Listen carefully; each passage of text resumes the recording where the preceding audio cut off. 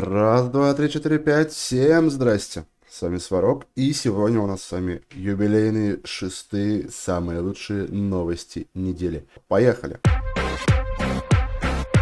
Первая новость. Нам добавили в магазине в наборах фонды роста. То есть у нас был один, где тут давалось бесплатно две крутки, грубо говоря, алмазами. Добавили продвинутый и премиум фонд роста, с которых мы бесплатно лутаем 10 камней призыва. И если будем покупать, то у нас здесь будут еще круточки, еще капелька алмазиков, древних призывов десяточка. То есть, такой достаточно разнообразное, но собака дорогое предложение. Но мы продолжаем продолжать. И также нам поменяли, кроме второго рейда, еще визуал и третьего рейда. Теперь у нас здесь есть пару визуально новых крипов. Выглядит достаточно интересно, на мой взгляд. Но тайминги, как я понял, не поменялись. То есть они просто опять поменяли картиночки. И все. То есть все остальное, вот оно как было, так и остается. Ну и, конечно же, да, теперь взяла у нас выглядит вот таким вот интересным образом. Но изменения в виде клипов тоже достаточно прикольное. Хотя со вторым рейдом все-таки это было очень красиво. Здесь оно, не сказал бы, что прям фонтан. Но это чисто мое мнение. Я всяких этих летающих скалопендр не особо люблю. Но как-то вот так. Ну и как всегда, стример тоже хочет кушать, поэтому небольшой блок рекламы. Можете промотать, можете им воспользоваться. Все ссылочки в описании. Если вы оформите дебетовую карту Тинькофф All Games, то вы сможете получить кэшбэк до 30%, бонусы за любые покупки, ваш никнейм на карте и обслуживание от 0 рублей в год. А если вы ее оформите до 10 декабря, то у вас есть шанс получить 30 тысяч бонусов, которые вы можете потратить на себя любимого. Ну а если у вас уже есть эта карта, то вы можете оформить Тинькофф Юниор для своих детей, потому что это вам позволит контролировать траты ребенка в приложении, поможет ребенку копить со счетом копилкой с доходом до 5% годовых, кэшбэк до 30% за интернет-покупки, конечно же бесплатное обслуживание и оповещение, бесплатное пополнение карты ребенка, также детское мобильное приложение и круглосуточная поддержка. Если вам это было интересно, переходите по ссылочке в описании. Ну а мы продолжаем. Ну а мы продолжаем, и через буквально пару часов на глобале стартует древний призыв, а на первопроходческом сервере он уже есть, поэтому давайте крутить.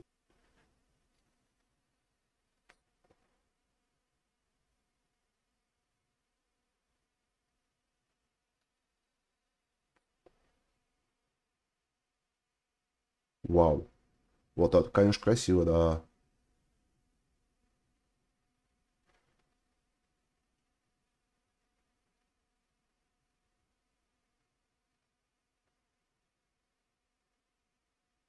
Прям Тор.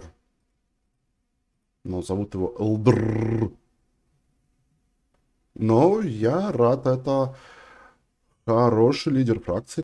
А я даже не знаю, крутить еще 10 или как бы забить уже. Потому что, в принципе, Элдра я выбил. И я не думаю, что мне сейчас дропнет Ордеа. Давайте разбавим слегка синими камнями. И откроем еще разочек. Да, вырос. Неплохо. Ну и давайте докрутим уже десяточку. Что она тут грустит, сидит одна. Итак, Лего будет? Не думаю. Да. Ну, все равно неплохо. Ну и, конечно же, крутка это было так, чисто развлечение. Сейчас именно пойдут новости. Во-первых, таймер жалости. Да, оказывается, его добавили. То есть мы здесь видим, что мы призывали. Ну, как таймер. Мы не видим здесь полоски какой-то бегущей с заполнением. Мы видим просто наши последние там какие-то призывы, что были совершены какое-то время назад. То есть у нас для каждого призыва свой, грубо говоря, таймер. Тут даже больше не таймер, тут больше описание того, что ты смог поймать. Ну, в любом случае, я думаю, что задумка хорошая, конечно, но опять они не смогли победить и сделать так, как хотелось бы большинству игроков. И просто добавили, грубо говоря, списочное ожидание наших призывов, вместо того, чтобы добавить прям реально бегущую полоску какую-нибудь по заполнению, чтобы визуально даже было видно, там понятно, когда у тебя была лего, чтобы не пришлось сидеть, считать и смотреть, там, что ты призывал, когда призывал, и надо ли еще что-то призывать. Ну и также в новости про призывы заходит супер информация про супер таблицу супер лидеров, супер прибытие героев. И у нас за первые 50 мест в прибытии героев раздают скин Зелиты, который дает 0,7% атаки и что-то там еще, по-моему, дает.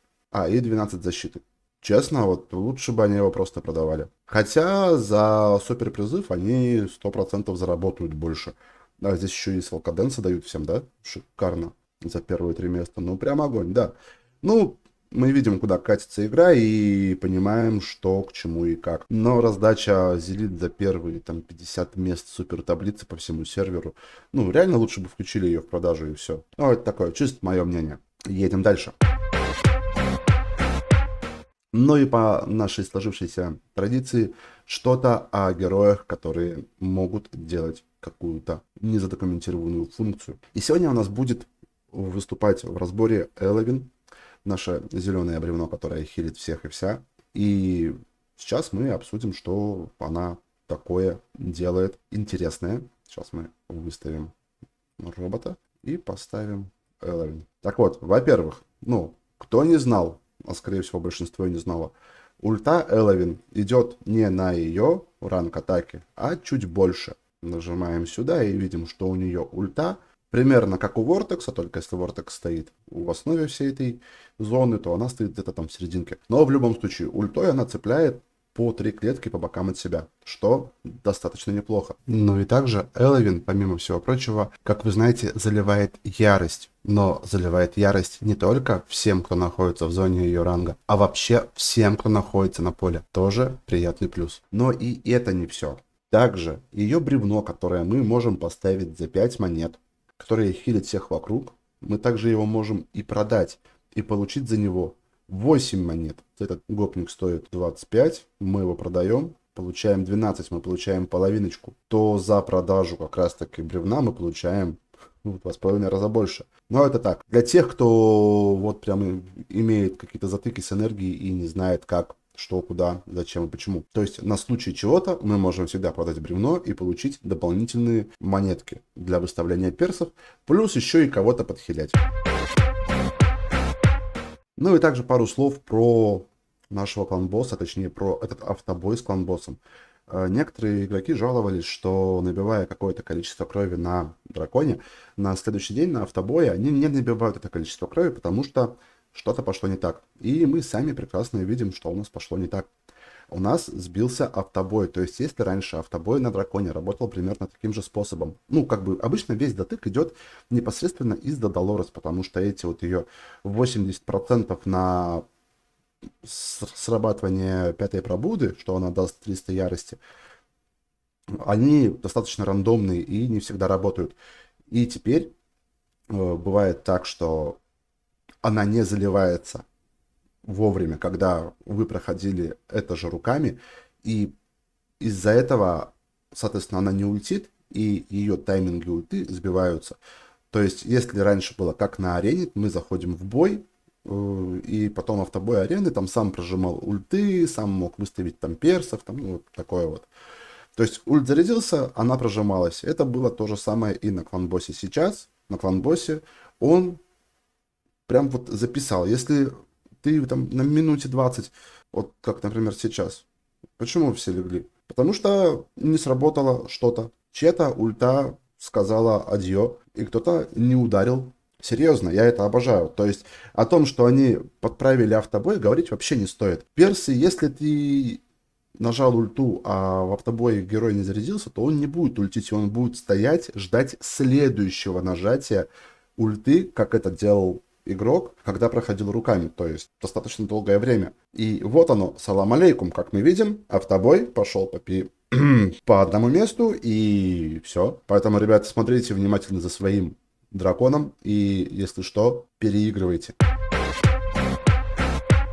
Ну и еще пару моментов, о которых нам сообщили сегодня днем. Во-первых, изменения в войне гильдий. В следующую неделю до 30 числа войны гильдий будут недоступны. Все достижения, которые рейтинговые этапы были получены, они будут сброшены. И все будет сначала. Будет новая игровая механика, если верить объявлению, оптимизации, корректировки, и вообще будет все совсем по-другому, не так грустно, как сейчас. Хотелось бы в это верить. Также за прохождение обучения получим легендарного демона-солдата, рыцаря разрушения. Что это за звери, с чем его едят, а бог его знает, но увидим по ходу пьесы. Поэтому следующую неделю опять усиленно фармим, проходим все 19 этапы, фармим себе легендарных крипов, потому что может быть что-то изменит и оно станет интереснее. Не, ну а вдруг? Было бы хорошо.